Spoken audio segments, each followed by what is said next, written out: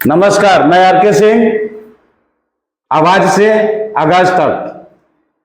अभी हम जनसुराज कार्यालय में बैठे हुए हैं, जहां पूर्व महामंत्री अतेंद्र सिंह जी हैं और इनके कंधे पर बहुत बड़ी जवाबदारी दी गई है कि आपको सासाराम नगर निगम की पूरी देखरेख करनी है और वहां के युवाओं को और आम जनता की समस्याओं को लेकर एक बेहतर संगठन बनाकर और सासाराम को डेवलप की ओर ले जाना है। तो मैं अतेंद्र भैया से जानना चाहूंगा कि आप इस कार्य को कब से शुरू कर रहे हैं? जी नमस्कार, बहुत बहुत धन्यवाद। और आपने पूछा कि इस कार्य को कब से शुरू कर रहे हैं, तो सासाराम नगर निगम की बेहतरी के लिए लगातार हम लोग कार्य कर रहे हैं और 2002 से लगातार काम हम लोगों ने किया। कई भ्रष्टाचारियों को जेल की सलाखों तक भेजे, यह सासाराम नगर निगम के लोग बखूबी जानते हैं। और हम लोग न झुकने वाले हैं न बिकने वाले हैं, और यही विचार जन सुराज का भी है। और जन सुराज के लिए कार्य चालू है और नगर निगम को विकास के लिए भी प्रयास जारी है। कई मुद्दा हैं, इस शहर को आज तक बढ़िया ड्रेनेज सिस्टम नहीं मिला, इस पर हम लोग कई स्तर तक प्रयास कर रहे हैं। शहर को भ्रष्टाचार मुक्त किया जाए, सभी चीज़ों का जो जमीन के मोटेशन में यहाँ नगर निगम में आपको पता होगा पूरे बिहार में कहीं भी अतिरिक्त 1% शुल्क नहीं लगता था, जो सासाराम नगर निगम में लग रहा था। इसको लड़कर और हम लोगों ने इस चीज़ को नियमतः खारिज कराया था। जिलाधिकारी के नेतृत्व में 12 सदस्यीय अधिकारियों का टीम जो है बैठकर यह निर्णय लिया था कि पूरे बिहार में जब नहीं लगता है तो सासाराम में भी नहीं लगेगा, पटना नगर निगम के तर्ज पर यहाँ लगेगा।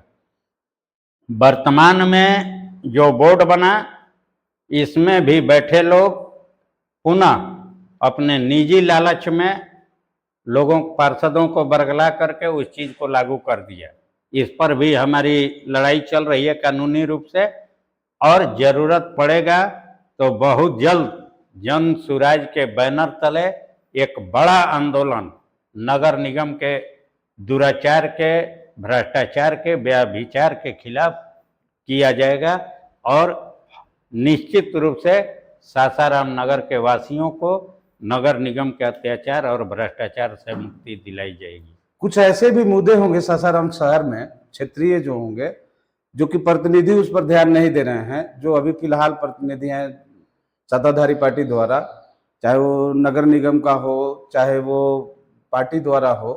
तो कौन से ऐसे मुख्य मुद्दे हैं जिन पर काम होना अति आवश्यक है? इस शहर के में जल सबसे बड़ी समस्या है और लगातार वर्षों तक यहाँ सत्तारूढ़ दल के प्रतिनिधि रहे, चाहे एमएलसी हो, अधिकतर समय सांसद, विधानसभा सदस्य, सभी लोग एनडीए के अधिकतर समय तक रहे, सासाराम शहर का नेतृत्व किए। यहाँ तक कि यहाँ से लोकसभा के भी सभापति भी इस क्षेत्र से ग्रेजुएशन कंस्टिट्यूएंसी से चुनकर जाते हैं। किसी ने ध्यान नहीं दिया और हमने कहा कि जल यहाँ की सबसे बड़ी समस्या है। पीने वाली जल या पटवन वाली? वही बता रहे हैं, जल यानी वर्षा ऋतु में जल जमाव।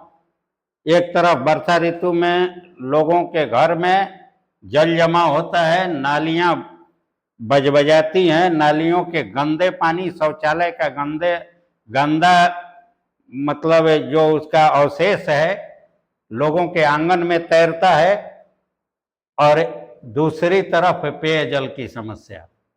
एक तरफ लोग पीने की पानी के लिए त्राहिमाम मचा रहे हैं, लोगों को पानी नहीं मिल रहा है शुद्ध जल, और सरकार सिर्फ योजना बना कर उस पर राशि का बंदरबाट कर रही है। कागजों में हो रहा है। कागजों में हो रहा है, असफल हो रहा है और प्राक्कलन के विपरीत हो रहा है। नल जल योजना के तहत बुडको के द्वारा बहुत सारा काम किया गया। मैं दावे के साथ कह सकता हूं आपके कैमरे के सामने कि यदि सरकार इसकी जांच करा दे, प्राक्कलन के अनुसार लोगों को नल देना था घरों में, नल नहीं दिया गया, लोगों से आधार कार्ड लेके मेंशन कर लिया गया।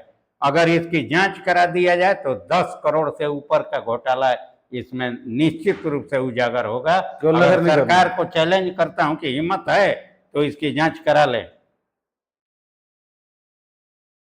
और पेयजल का समस्या है, इसके अलावा जल जमाव का जो आपको बताया, शहर का कलेक्ट्रेट, आपका अनुमंडल कार्यालय, आपके सदर अस्पताल जो जिला के प्रमुख स्थल हैं, BSNL जो दूरसंचार विभाग का मुख्य ऑफिस है जो जिले का, LIC, ये सारा डूबता है, सारा डूबता है।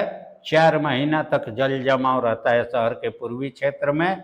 और ये शहर के जो मध्य में ये शहर के प्रमुख कार्यालय हैं, इसको भी डूबने से नहीं बचा पाया आज की सरकार, जो NDA की डबल इंजन की सरकार जिसको लोग कहते हैं, हम लोग कहते हैं कि ये डबल इंजन नहीं, सीज डबल इंजन की सरकार है।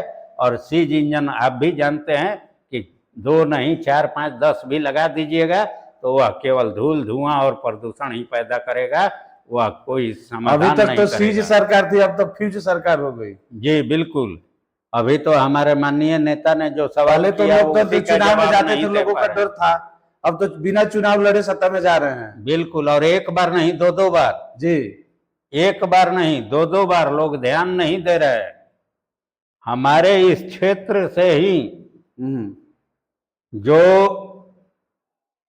सांसद रोहतास जिला में काराकाट से चुनाव हार गए, 3रे नंबर पर गए, उनको राज्यसभा सदस्य का उपहार मिला जातीय समीकरण बैठाने के लिए।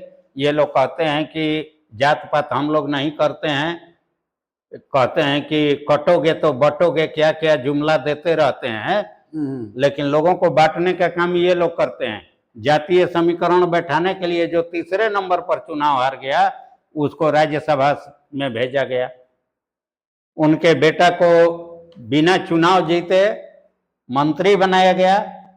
पुनः नीतीश जी इस्तीफा देके चले गए केंद्र में और दोबारा फिर उनको मंत्री बना दिया गया और दोनों बार बिना चुनाव जीते। वंशवाद पर ये चोट करने वाले हैं। ये लोगों को खुद वंशवाद में मूर्ख बनाते हैं, खुद वंशवाद कर, खुद वंशवाद के पोषक हैं। कर ही नहीं रहे, करवा भी रहे हैं। वो लोग तो चुनाव लड़ के मतलब आ रहे थे, वंशवाद में थे, लेकिन ये चुनाव लड़ के आ तो रहे थे। आम जनता को सोचना चाहिए।